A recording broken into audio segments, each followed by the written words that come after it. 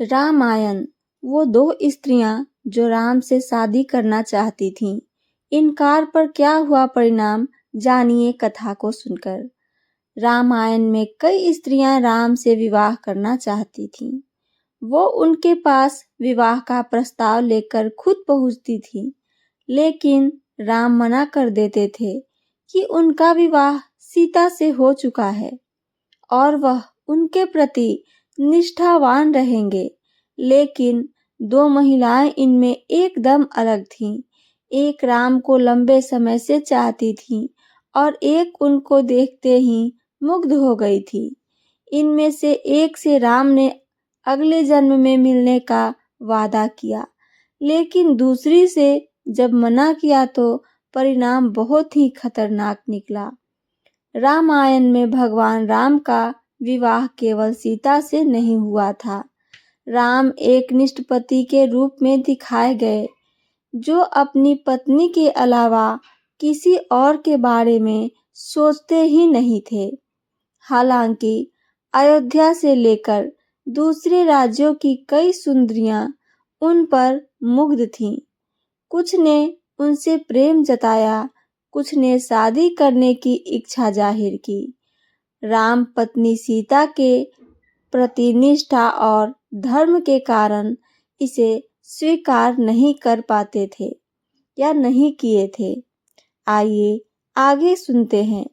देवदत्त पटनायक ने अपनी नई किताब सती सावित्री में कई ऐसी नारीवादी कहानियों का जिक्र किया जो कभी सामने नहीं आई। इसी में राम के प्रति आकर्षित महिलाओं के बारे में बताया है। वैसे इसका जिक्र रामायण में भी आरण्यकांड में सुनने को मिलता है। कौन थी वेदवती, जिनसे राम ने अगले जन्म में मिलने को कहा था? आइए जानते हैं विस्तार से इसके बारे में। सबसे पहले बात वेदवती की, जो राम से प्यार करती थी। बेशक ये उनकी ओर से ही था। वह राम के पास शादी के लिए गई थी। राम ने उन्हें मना जरूर किया, लेकिन ये कहा कि वह अगले जन्म में उन्हें जरूर मिलेंगे।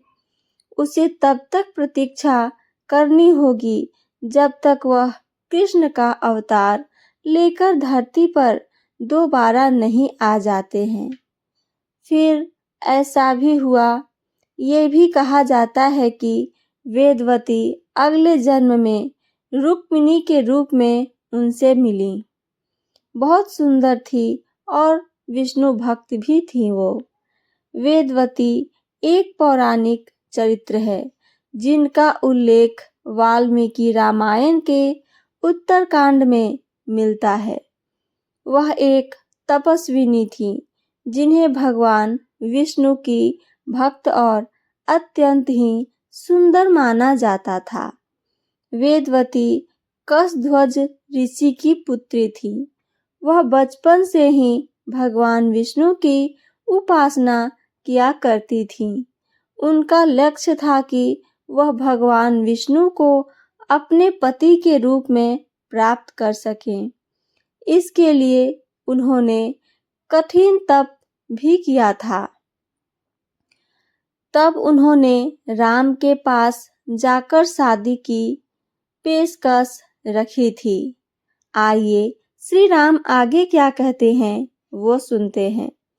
फिर विष्णु के अवतार भगवान राम जब त्रेता युग में धरती पर आए तो वेदवती ने उन्हें देखा, उनके पास पहुंची, उनसे विवाह करने की पेशकश की।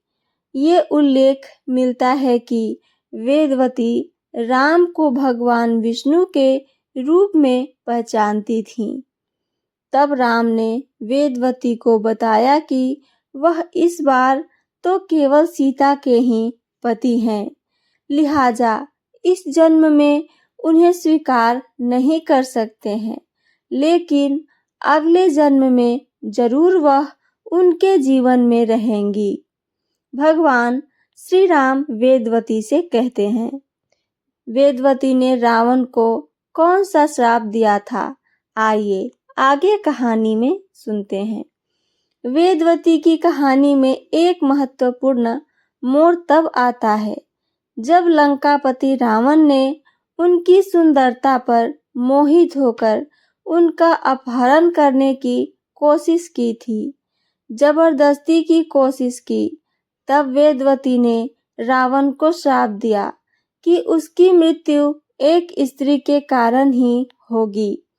इसके बाद वेदवती ने अपनी पवित्रता की रक्षा के लिए अग्नि में प्रवेश किया और प्राण त्याग दिए।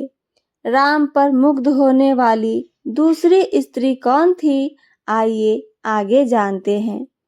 राम पर आकर्षित और मुग्ध होने वाली दूसरी स्त्री शूर्पणखा थी, जिसने न केवल राम के पास जाकर ये कहा कि वह उनको चाहने लगी हैं, बल्कि शादी की भी प्रस्तावना रखी थी। उसने राम को तरह तरह से लुभाने की कोशिश की, लेकिन राम ने स्पष्ट रूप से मना कर दिया था। राम ने मजाक में कहा कि वह पहले से ही विवाहित हैं। शूर्पणखा को लक्ष्मण की ओर इशारा किया, जिसके बाद लक्ष्मण ने भी उसे अस्वीकार कर दिया था। फिर आगे क्या होता है शायद आप सब जानते हैं, पर फिर भी चलिए कहानी को पूरा सुने। तब शूर्पणखा ने सीता पर हमला किया।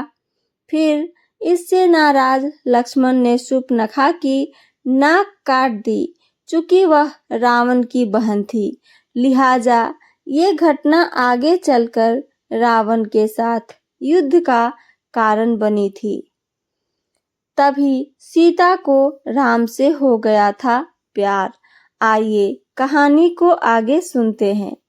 पटनायक की इसी किताब में ये भी बताया गया है कि सीता के लिए शिव धनुष पर प्रत्यंचा चढ़ा सकने की प्रतियोगिता बेशक रखी गई थी, लेकिन प्रतियोगिता से पहले जब राम और सीता की मुलाकात एक उद्यान में होती है, तो उनसे प्यार करने लगती हैं।